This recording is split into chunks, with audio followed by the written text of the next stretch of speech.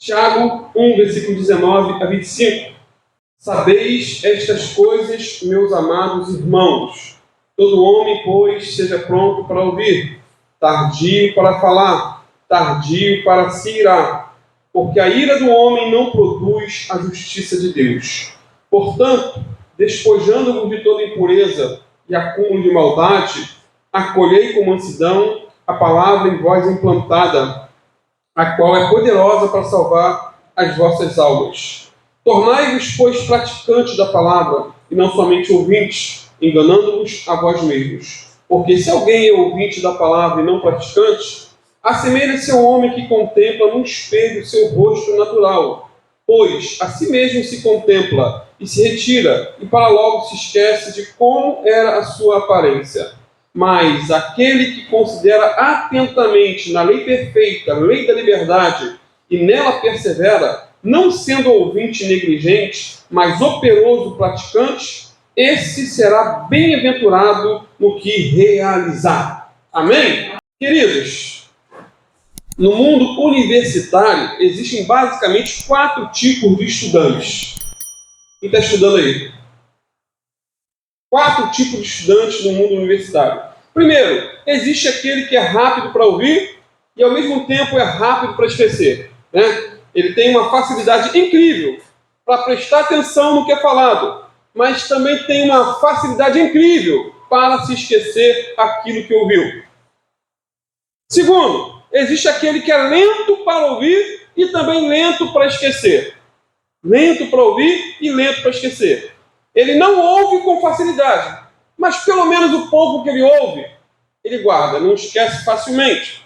Terceiro, existe o estudante que é lento para ouvir e rápido para esquecer. Aí é tudo de ruim, né? Tudo de ruim. Ele ouve pouco e ao mesmo tempo perde o pouco que ouviu.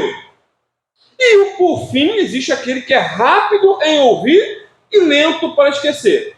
Esse é o tipo de ouvinte que tira, ou melhor, o tipo de estudante que tira as maiores notas. Ele ouve bem e não esquece facilmente. Portanto, precisamos pedir a Deus para que sejamos como esse último aluno. Precisamos ouvir bem para não esquecer e principalmente não esquecer aquilo que ouvimos da santa palavra de Deus. E no versículo 19, aí o pastor Tiago nos dá os seguintes conselhos. Todo homem, pois, seja pronto para ouvir, tardio para falar e tardio para se irar. Ou seja, precisamos ouvir mais, falar menos e ter muito, mas muito cuidado com a ira. Repito, precisamos ouvir mais, falar menos e ter muito cuidado com a ira. Até porque, queridos, o cristão deve saber se controlar, tanto verbalmente como também emocionalmente. Ele deve saber lidar com a ajuda do Espírito Santo, com a palavra e também com a ira. Então vamos analisar esses 3 conselhos do pastor Tiago. Primeiro conselho, seja um ouvinte brilhante. Né? Um ouvinte brilhante. 2 ouvidos, uma só língua. Tiago, versículo 19. Todo homem, pois, seja pronto para ouvir. Todo homem aqui é todo homem, mulher, jovem, criança, idoso, todo, sentido genérico. Todo ser humano seja pronto para ouvir. O interessante é que a palavra pronto no grego é taxis, de onde se origina a nossa palavra conhecida como táxi. Táxi. Táxi. Só pega táxi ou Uber quem tem pressa e quem tem dinheiro. Quem não tem dinheiro, tem pouco dinheiro e não tem pressa, pega ônibus. Uma viagem que levaria talvez meia hora de Uber, vai levar 2 horas de ônibus. Então, se você tem pressa, você vai pegar um Uber. Pois esses aplicativos sempre estão prontos a servir. Dependendo da localidade, é 3 minutos. 2 minutos já está na tua porta. Ligou, acionou, já chegou. Pronto. Rápido. Da mesma maneira, temos que estar prontos para ouvir, assim como um Uber está pronto para te atender. Isso porque ouvir é uma arte difícil de se dominar, pois significa ter um forte interesse pela pessoa que está falando. Um forte interesse pela pessoa que está falando. Por isso que um humorista, certa feita, disse o seguinte: a psicanálise não resolve o problema de ninguém, mas é cara, porque o profissional cobra para fazer o que os outros não querem fazer: ouvir. A pessoa ela é paga para ouvir os piores BOs. E a pessoa ainda sai ali da mesa da psicanálise, psicologia, assim por diante. E ele é muito bom. Ele não falou nada, ele só ouviu. Foi pago para ouvir. Pago para ouvir. Portanto, ouvir é a arte de fechar a boca, abrir os ouvidos e escancarar o coração. Mateus 13, versículo 9. O Senhor Jesus disse: quem tem ouvidos para ouvir, ouça. Quem tem ouvidos para ouvir, ouça. E assim como o servo está preparado para ouvir a voz do seu Senhor, e assim como a mãe está preparada para ouvir o choro do seu bebê, o cristão deve estar preparado, aguçado para ouvir a voz do seu Senhor. Prontos para ouvir, principalmente a voz de Deus. E para ouvir bem, principalmente a voz de Deus, a palavra de Deus, algumas condições são necessárias. A primeira condição é preparar o coração. Coração preparado. Aí no versículo 21 diz assim: portanto, despojando-vos de toda impureza e acúmulo de maldade, acolhei com mansidão a palavra em vós implantada, a qual é poderosa para salvar a vossa alma. Aqui, queridos, a palavra de Deus é comparada a uma semente. E o coração humano é comparado a um solo. Essa é a comparação. E antes de lançarmos a semente, é fundamental que o solo esteja limpo, arado. Quem faz plantações sabe da importância de limpar o terreno. Primeiro, tirar a erva daninha, mato, tudo aquilo que não presta, que cresce facilmente, para poder lançar a semente. Então, é fundamental. Antes de acolhermos a palavra, precisamos retirar a erva daninha da impureza e da maldade do nosso coração por meio do arrependimento e da confissão. Um coração entupido de pecado não ouve bem a palavra de Deus. Arrependimento é fundamental. A expressão aqui, acúmulo de maldade, lembra um jardim abandonado com ervas daninhas por toda a parte.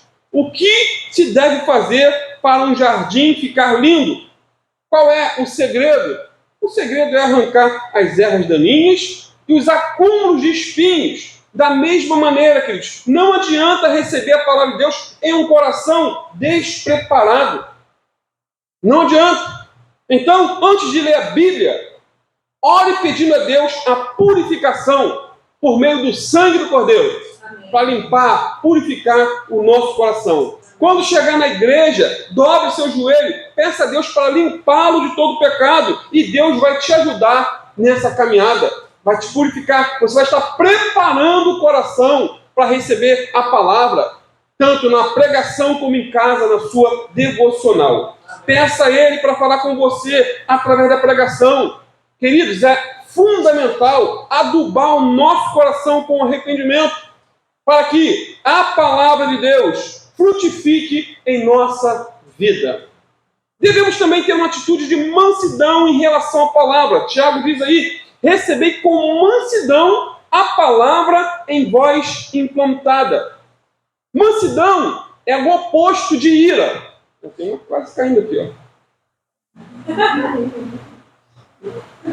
Mansidão é o oposto de ira. Quando recebemos a palavra com mansidão, aceitamos o que ela diz. Está escrito: não discutimos com a Bíblia, nós honramos a palavra de Deus. Não tentamos distorcê-la, a fim de ela se encaixar com a nossa maneira de viver ou modo de pensar. Queridos, quem não recebe a palavra de Deus implantada em seu coração está enganando a si mesmo. Os cristãos que gostam de discutir sobre vários pontos de vista podem estar se iludindo. Fica tão preocupado com pontos polêmicos, teológicos. Pensam que suas discussões promovem crescimento espiritual, quando na verdade talvez só estejam cultivando ervas daninhas. Mate, espinho. Tiago diz ainda que o resultado dessa frutificação será, depois dessa limpeza e frutificação, será a salvação das vossas almas. Isso é questão de vida e morte, a qual, diz, é poderosa para salvar as vossas almas. Então veja como é importante a palavra de Deus em nossa vida. A palavra da verdade, como foi enfatizado hoje de manhã. Palavra da verdade.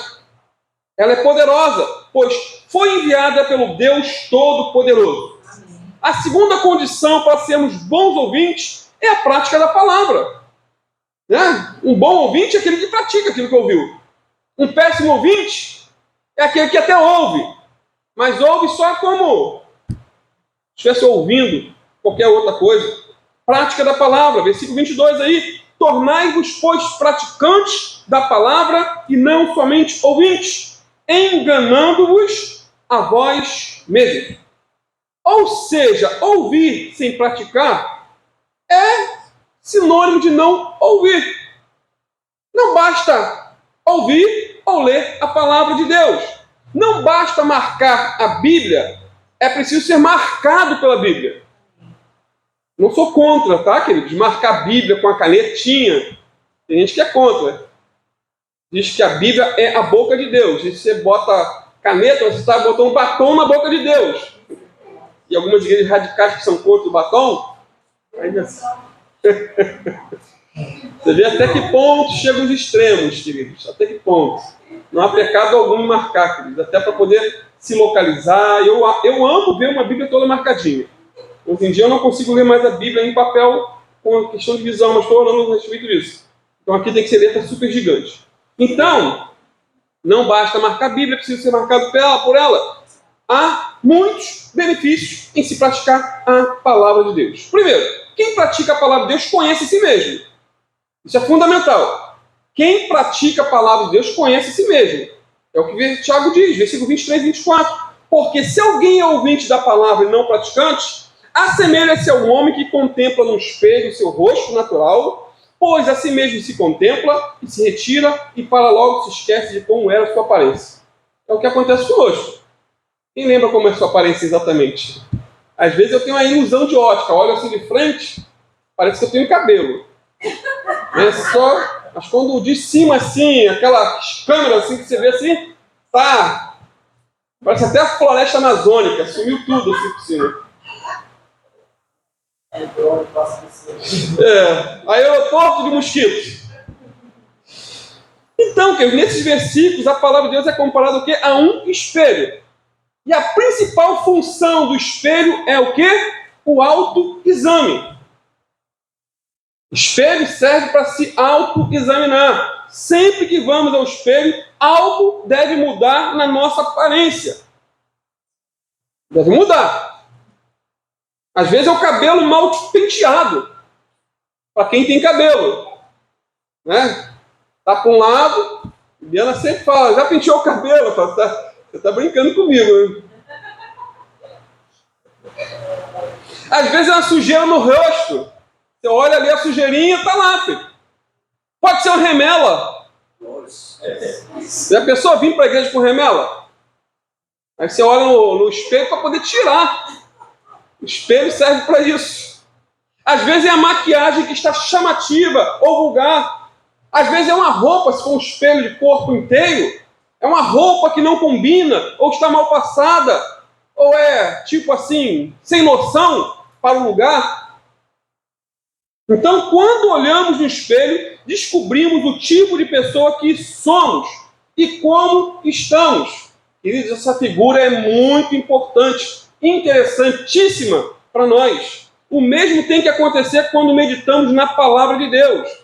A palavra de Deus revela o quê? Os nossos pecados, nossas necessidades, nossos deveres, obrigações. Mostra as nossas sujeiras, as nossas remelas, por assim dizer. A palavra de Deus nos mostra como estamos com Deus, com o próximo e conosco mesmo. A palavra de Deus é o espelho que revela nossas sujeiras, pecados e transgressões. Quando a luz da palavra brilha sobre nós, as teias de aranha do nosso coração são todas reveladas. Eu já usei várias vezes ilustrações sobre isso. Então, tudo isso para nos levar o quê? Ao arrependimento e à fé no sangue purificador do Cordeiro de Deus que tira o pecado do mundo. Amém. Por outro lado, queridos, existe o perigo de ir ao espelho somente de relance, sem o propósito de mudar nada. É como eu olhar no espelho, mesmo sem cabelo, mas se tiver uma penugemzinha aqui fora do lugar, e não fazer nada. Continuar o caminho, não agir, não mudar. Temos que tomar esse cuidado. Há sempre o perigo de olhar no espelho e não fazer nada a respeito. Assim também existe o perigo de ouvirmos ou lermos constantemente a palavra de Deus, dia após dia, mas sem a predisposição de mudança. Jogar a palavra para o outro, não para si. É minha esposa, o meu esposo que tem que mudar. Esse texto aqui eu vou até ler para ela ou para ele. E ela não pega para si.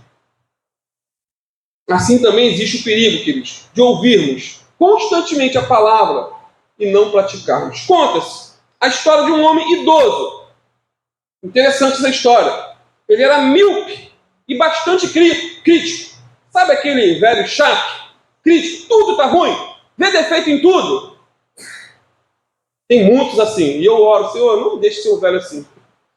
Senão minha esposa não vai aguentar. E esse homem chato, velho, foi ao museu com alguns amigos e começou a colocar defeito em tudo quanto é quadro que via. Esse aqui é ridículo. Isso aqui é feio demais. Foi criticando tudo. Nesse dia ele esqueceu os seus óculos e, parando em frente a um quadro, ele viu a pintura de um corpo inteiro.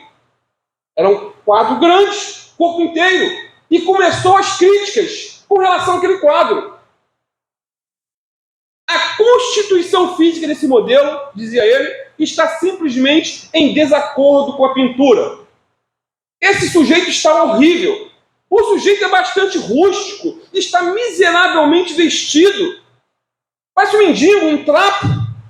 Esse sujeito do quadro é repulsivo e foi um grande erro do artista selecionar esse modelo de segunda classe para pintar o seu quadro. E ele continuou seu caminho quando a sua esposa soprou em seu ouvido dizendo: querido, você estava se olhando no espelho. Então o ridículo era ele mesmo. Ele se olhou e se viu. Sabe qual é o problema desse idoso? Apesar de míope, estava sem óculos. Ele não conseguia enxergar realmente como era a sua aparência diante do espelho. Que Deus tenha misericórdia de nós. Que a palavra de Deus venha nos mudar, nos transformar, nos melhorar para a glória dele. Até porque o verdadeiro crente, ele é praticante da palavra. O verdadeiro crente busca marcar bem a sua Bíblia, pois ele é marcado por ela. O verdadeiro crente não se preocupa em acumular conhecimento, mas em praticar aquilo que ele conhece. Ele não se preocupa em aumentar o seu conhecimento com a leitura da Bíblia, mas mudar a sua vida praticando a palavra do Senhor. Como eu sempre repito, frase de D.L. Moody que dizia que a Bíblia não foi nos dada para aumentar nosso conhecimento, mas para mudar a nossa vida. Amém. Conhecimento é bom, sempre digo, não ocupa espaço, mas um conhecimento destituído de mudança é um conhecimento vão. Basta ver, por exemplo, o ateu mais, posso dizer, inteligente do Brasil, Leandro Carnal, é conhecedor nato da Bíblia, mas é ateu. Então não basta ler a Bíblia, é preciso praticá-la, não basta falar, é preciso fazer. Então quando nascemos da palavra, ouvimos a palavra, recebemos a palavra e praticamos a palavra, podemos ter a garantia da salvação, queridos. A Bíblia é poderosa para nos regenerar, nos transformar, nos mudar em todos os aspectos. Segundo, quem pratica a palavra torna-se verdadeiramente livre. Versículo 25. Mas aquele que considera atentamente na lei perfeita, a lei da liberdade, e nela persevera, não sendo ouvinte negligente, mas operoso, praticante, esse será bem-aventurado no que realizar. Tiago diz aqui que a lei de Deus ela é perfeita e liberta. Portanto, sempre que obedecermos à palavra de Deus, somos libertos pelo Deus da palavra. Em João 8, 31 e 32, diz assim: disse, pois, Jesus aos judeus que haviam crido nele: se vós permanecerdes na minha palavra, sois verdadeiramente meus discípulos, e conhecereis a verdade, e a verdade vos libertará. Jesus é a verdade que liberta. Deus não deu a sua lei como um meio de salvação, mas nos deu como um estilo de vida para os salvos, aqueles que foram resgatados por Jesus. Terceiro, quem pratica a palavra de Deus torna-se bem-aventurado no que realizar. Ele não é ouvinte esquecido, vacilante, mas com a ajuda do Espírito Santo, ele pratica.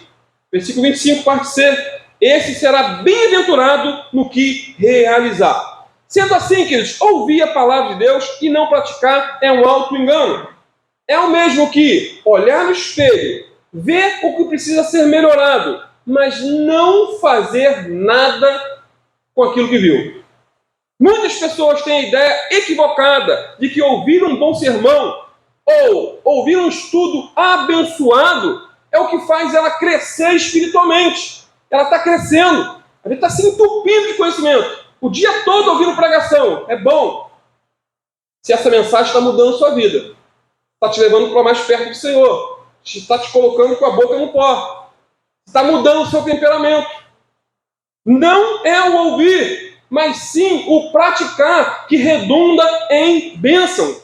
Até porque os que acreditam que são espirituais, só porque ouvem a palavra, enganam-se a si mesmos. Amados, ouvir a palavra de Deus e não praticar é ter uma falsa religião, uma falsa fé, um falso compromisso com Deus. A bênção, então, é resultante da aplicação das Escrituras, não somente ou simplesmente da sua leitura. Mas quem obedece a palavra, diz a Bíblia, é bem-sucedido em tudo quanto realizar. Segundo o conselho de Tiago, do nosso pastorzão Tiago, pastor da igreja de Jerusalém, fale pouco. Ou seja, um brilhante sujeito com a boca fechada. Fale pouco. Versículo 19, parte B. Portanto, meus amados irmãos, vou ler o versículo todo. Todo homem seja pronto para ouvir e tardio para... Está assim na tua Bíblia? Tardio para falar. Queridos, o termo grego aqui para tardio é uma palavra bonita chamada brades. Brades. É o mesmo termo para estúpido. Estúpido.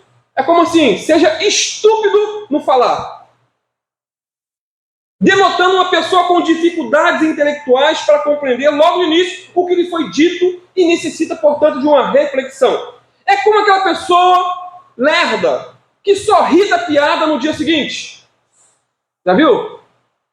Eu sou assim. Tem coisas que as pessoas falam, não, você não entendeu, não entendi.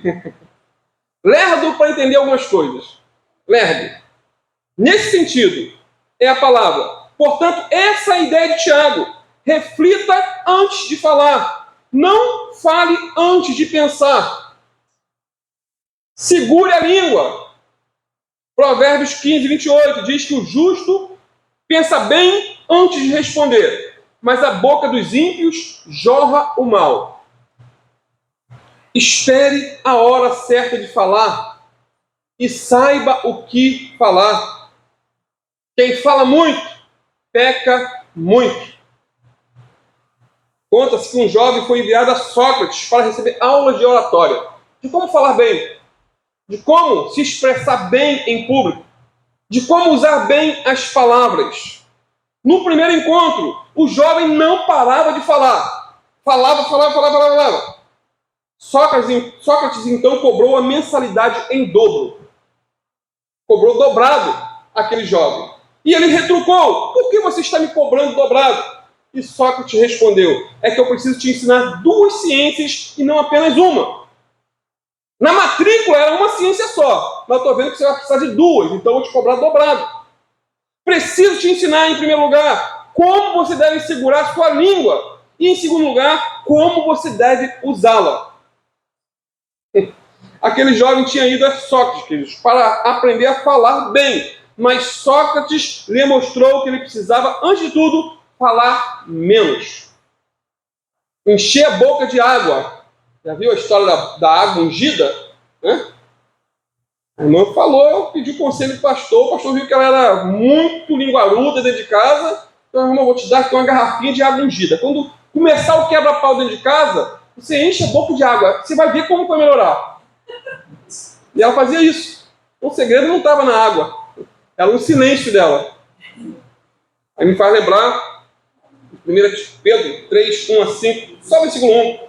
Do mesmo modo, mulheres, sujeitem-se cada uma a seu marido, a fim de que, se ele não obedece à palavra, se ele é ímpio, se não é crente, seja ganho sem palavras, em silêncio, pelo procedimento de sua mulher. Quanta sabedoria, né? 1 Pedro 3, versículo 1. Então, Tiago diz, tardio para falar. Então, da mesma maneira que muitos possuem um processador lento, nossas palavras precisam ser lentas, moderadas e pensadas. O que Tiago quer dizer é que devemos refletir primeiro e não falar de imediato. É preciso saber a hora de falar, o que falar, como falar, o tom certo de falar e com quem falar.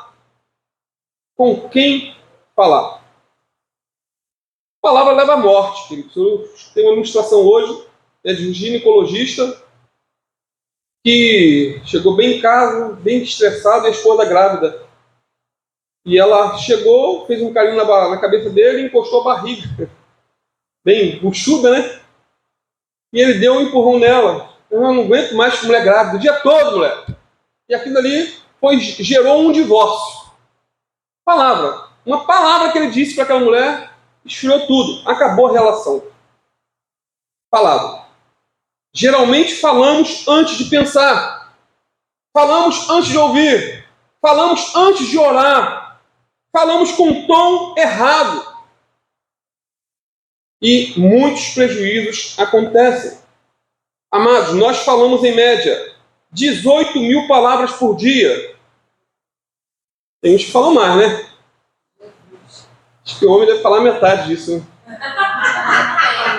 Ou 18 mil é homem e 36 mil mulheres. Imagina, 18 mil palavras por dia.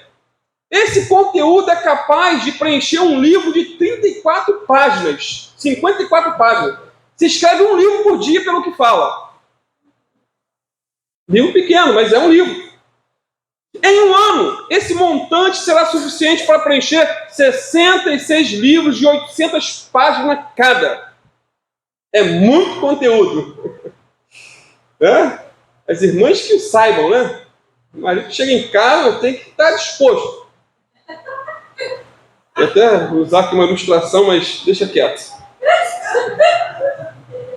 A esposa... Não, eu vou falar só uma parte. Pô. O marido, quando chega em casa, olha para a esposa, ela olha ele como se fosse dois orelhões da antiga, né? Oi, lembra aqueles orelhões assim, ó? Eu quero falar. E ele olha para ela com outras intenções. Vamos deixar quieto. Então, queridos, passamos em média 1/5 das nossas vidas falando. Zenão, um pensador antigo, grego, dizia: temos 2 ouvidos, mas apenas uma boca. Assim podemos escutar mais e falar menos. Vocês já notaram que eu fico maravilhado? Como tudo Deus fez certinho na nossa anatomia. Por exemplo, temos 2 ouvidos externos, mas não tem nenhuma proteção aqui, nada.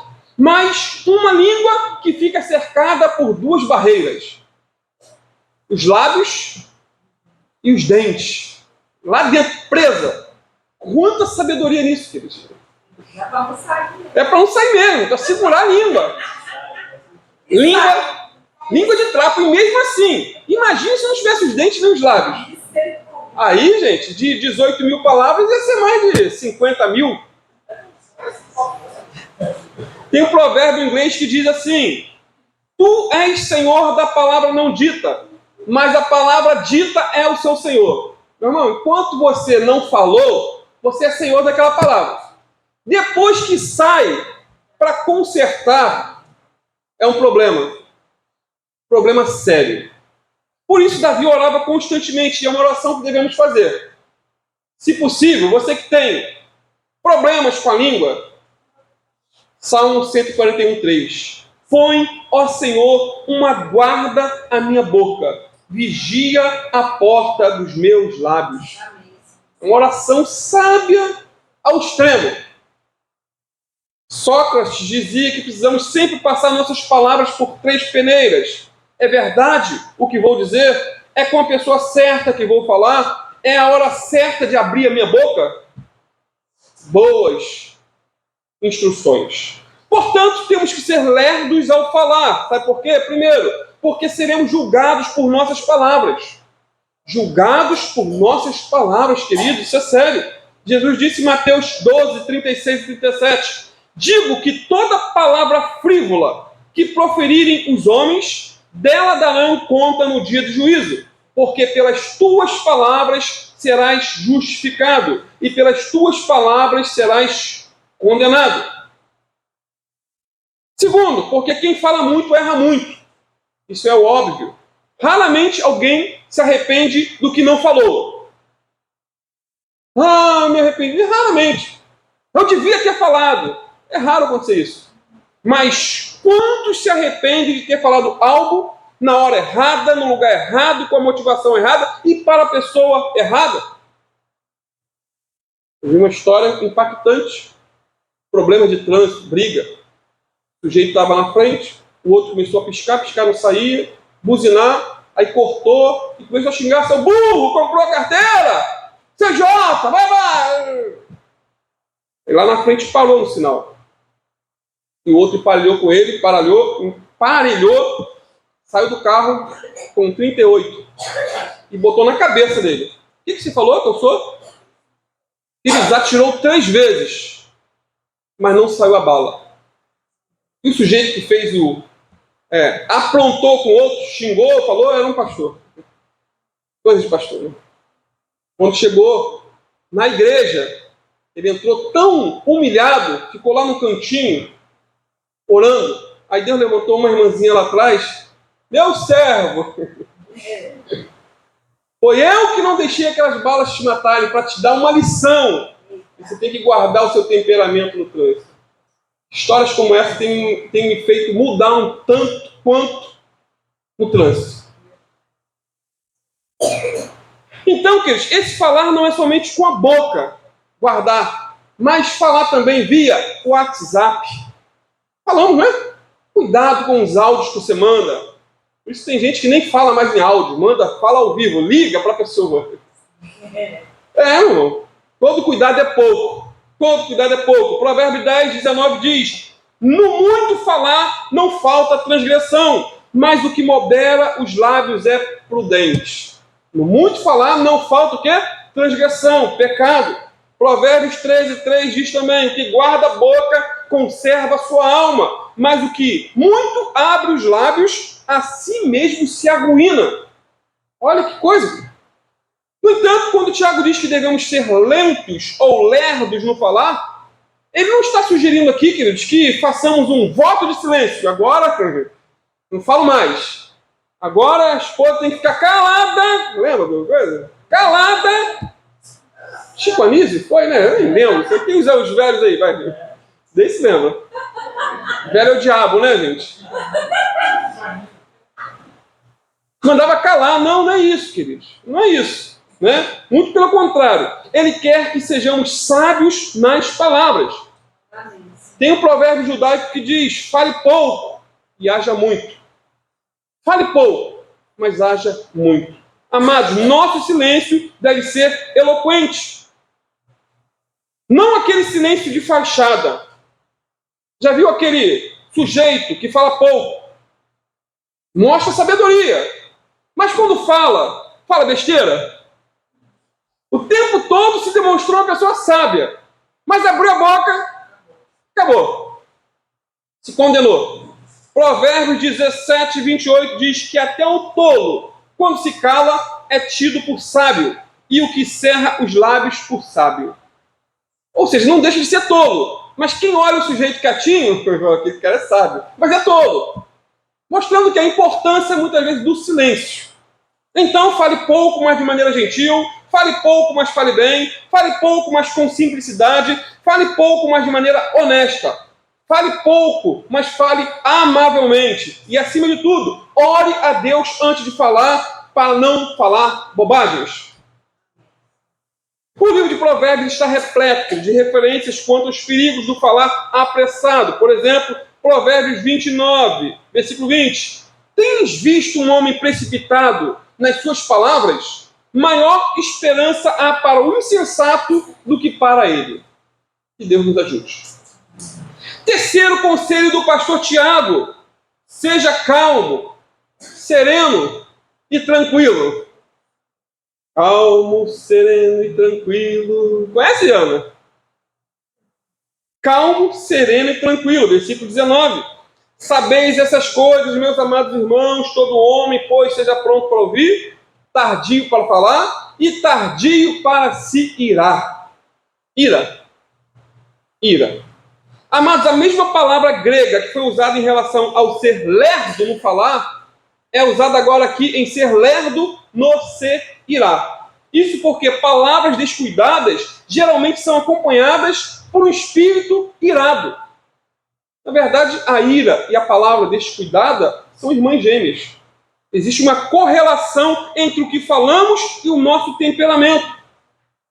Ou seja, uma pessoa irada explode com palavras destrutivas. Uma pessoa irada muitas vezes ouve a voz do diabo e não a voz de Deus. A ira parece que cega a pessoa de tal maneira que ela se desboca em falar. Às vezes para um filho, no momento de ira: seu burro, seu idiota, você não vai dar para nada na vida. Tem pais que usam palavras assim. Billy Graham já dizia que a ira não só revela a natureza animal do homem, como também prejudica o testemunho cristão. A ira, diz ele, é parente próxima do assassinato e do homicídio. Com Caim, estava bastante irado antes de matar Abel. A ira levanta a pistola assassina, fornece o veneno mortífero e afia a adaga do homicida. A ira devasta, mutila e destrói. A ira ateia o fogo da paixão, abana a chama da inveja e deixa a alma inteiramente estéril e deserta. Ira. No Getsemane, por exemplo, Pedro mostrou-se tardio para ouvir, pronto para falar e pronto para se irar. E quase matou um homem. Quase matou. Por ser ruim de mira. Ele cortou a orelha de Malco, não a cabeça. Na verdade, ele queria cortar a cabeça. Mas decepou a orelha de um homem. Moisés também ficou irado com o povo de Israel. Desobedeceu a Deus, bateu na rocha, perdeu o direito a entrar na terra prometida. Momento de ira. Ficou irado com o povo. O poeta italiano Pietro Atlentino escreveu para um amigo dizendo que os homens cheios de raiva são cegos e insensatos, pois nessas horas a razão desaparece e em sua ausência a fúria despoja o intelecto de todas as suas riquezas, enquanto o bom senso permanece cativo do seu próprio orgulho. Ira. Queridos, muitas brigas dentro da igreja são resultado da impulsividade de alguns e de palavras precipitadas de outros. Na verdade, a ira é exatamente o oposto da paciência que Deus deseja produzir em nossa vida. à medida que vamos amadurecendo em Cristo. Ira é o antônimo contrário de paciência. Provérbio 29 e 22 diz que a pessoa irada provoca conflitos. Quem perde a calma facilmente comete muitos pecados. Quem perde a calma facilmente comete muitos, não poucos, mas muitos pecados. Em geral, a ira humana ela é desgovernada, destruidora e pecaminosa. A ira gera o remorso no coração. A ira gera a discórdia no lar, as amarguras na comunidade e produz confusão no país. Uma pessoa irada, descontrolada, ela é capaz de cometer as maiores loucuras. Eu tenho um filme que eu estou para ver, Um Dia de Fúria. O sujeito no trânsito, ele se descontrola de tal maneira que ele sai matando todo mundo por causa da ira. Sendo assim, precisamos considerar algumas questões sobre a ira. Primeiro, a ira é proibida para o crente. Amém? A ira é proibida para o crente. Mateus 5, 22, na linguagem de hoje, diz assim: mas eu lhes digo que qualquer um que ficar com raiva de seu irmão será julgado. Palavra do Senhor Jesus. Quem disser seu irmão, você não vale nada, será julgado pelo tribunal. Aqui a Bíblia na linguagem de hoje, bem clara, bem desenhada. E quem chamar seu irmão de idiota, estará em perigo de ir para o fogo do inferno. Segundo, a ira não é um sentimento digno de estar no coração de um crente. Efésios 4:31. Abandonem toda amargura, ódio e raiva. Nada de gritaria, insultos e maldades. Uma casa de crentes com gritaria, com escândalo, é um escândalo. Abandonem, diz a palavra, toda amargura, ódio e raiva. Nada de gritaria, insultos e maldades. Colossenses 3:8 completa dizendo, é o bolo, a cereja do bolo. Mas agora deixem tudo isso. A raiva, a paixão e os sentimentos de ódio. E que nenhum insulto ou conversa indecente saia da boca de vocês. Terceiro, queridos, a ira é obra da carne, da natureza não regenerada. Obra da carne. Gálatas 5, versículo 19 a 20. Também na linguagem de hoje, bem desenhada. São bem conhecidas as coisas que a natureza produz. A imoralidade, a impureza, as ações indecentes, a adoração de ídolos e as feitiçarias. As pessoas ficam inimigas, brigam, ficam com raiva e se tornam ciumentas e ambiciosas. Separam-se em partidos e grupos. Então, a ira e a dissensão aqui estão no mesmo nível da idolatria e da feitiçaria. Pastor, eu não sou feiticeiro. Pastor, eu não sou idólatra, eu não me prostro diante de uma imagem. Mas vive irado, obra da carne. Terceiro, a ira não deve ser nem acalentada por um cristão. Efésios 4:26 nos deixa a seguinte recomendação: se você ficar com raiva, que é a questão de um momento, não deixe que isso o faça pecar. E não fique com raiva o dia todo. Ou não se ponha o sol sobre a tua ira. Resolva logo. Estressou um pouquinho, saiu um pouco do controle, saiu da curva, acerta a situação, refresca a cabeça. Faz lembrar de um supervisor que sempre me dava um conselho. Quando estava estressado no trabalho, um problema que eu não conseguia resolver, ele falou: pastor, quando você se estressar, você senta embaixo de uma árvore, pega a garrafa de água gelada e toma, refresca a cabeça. Eu seguia sempre esse conselho dele, porque o trabalho era estressante, era embaixo de sol, em cima de uma escada, e tinha problemas que eram difíceis de serem resolvidos. E às vezes ele ligava para mim: pastor, está onde? Estou precisando de você. Eu falei: pastor, chefia, eu estou embaixo da árvore, refrescando a cabeça, tomando água gelada. Não, estou seguindo o teu conselho. Eu não quero me estressar com ninguém, porque às vezes os colegas ligavam, você está com a cabeça fervendo. Vem, tem como me ajudar aqui? Você não pode, então, refrescando a cabeça. Como então superar a ira? Já estou concluindo. Eu sei que não devo ficar irado, mas constantemente fico. O que fazer então? Eis a questão. O versículo 21 responde: portanto, removam toda impureza, tirem de si, se arrependa, e maldade, e aceitem humildemente a palavra que lhes foi plantada no coração, pois ela tem poder para salvá-los. Portanto, amados, o segredo para vencer a ira e o mau temperamento está aqui, na palavra de Deus, que foi enxertada em nosso coração. O Salmo 119, 11 diz: escondi a tua palavra no meu coração para não pecar contra ti. Então, quando a palavra está no coração guardada, direitinha, você vai ter controle, dado pelo Espírito Santo, tanto no falar, quanto no ouvir, quanto também no se irar. Concluindo, finalmente, podemos dizer que há dois perigos com relação à ira. Primeiro, a explosão da ira, ou seja, o temperamento indisciplinado, descontrolado. Tem gente que, quando está irada, ataca e quebra tudo à volta. Explode. E existe o segundo perigo, que é a implosão da ira. Ou seja, o temperamento encavernado. É quando a pessoa guarda a ira para dentro do seu interior. Ela está explodindo, é igual um vulcão, já viu? Entrando, está ali, está preso. Mas essa fera, presa, enjaulada, destrói tudo por dentro. Destrói a saúde, a paz e a comunicação com Deus.